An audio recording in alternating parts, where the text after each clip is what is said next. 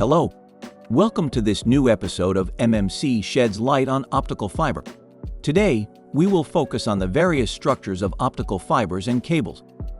First, how is an optical strand composed? An optical strand is a guide for the light beam passing through it. This strand consists of an optical core whose diameter depends on the fiber. 50 microns for multimode, 9 microns for single mode. This optical core is covered with two layers of dielectric material whose index of refraction differ. The first cladding isolates the light in the optical core center.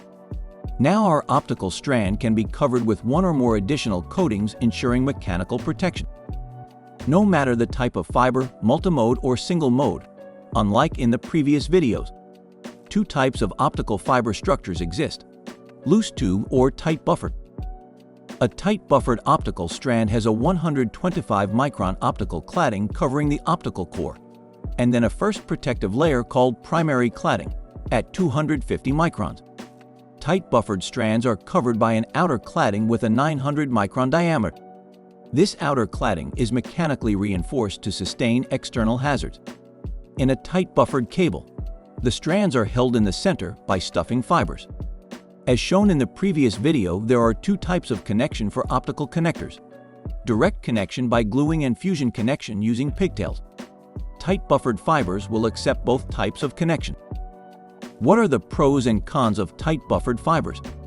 As mentioned, we can directly connect the fiber to the connectors with a tight buffered fiber. A tight buffered fiber also has an additional 900 micron protective layer. However, optical arms are limited in number inside a tight buffered optical cable. Tight buffered cables are recommended for indoor use. Let's move on to loose tube fibers.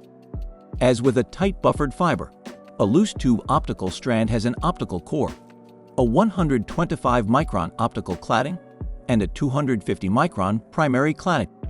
Inside loose tube cables, optical strands are contained in a tube with or without gel. Two types of optical cable structures exist: the central tube with a single tube inside the cable, or the multitube. Around this tube there's a Kevlar reinforced protection as well as an outer cladding.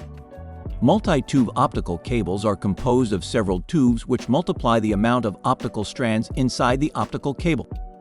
As with tight buffered fibers, a loose tube optical cable will accept connections by gluing or fusion, but the connection by gluing will require a spreader.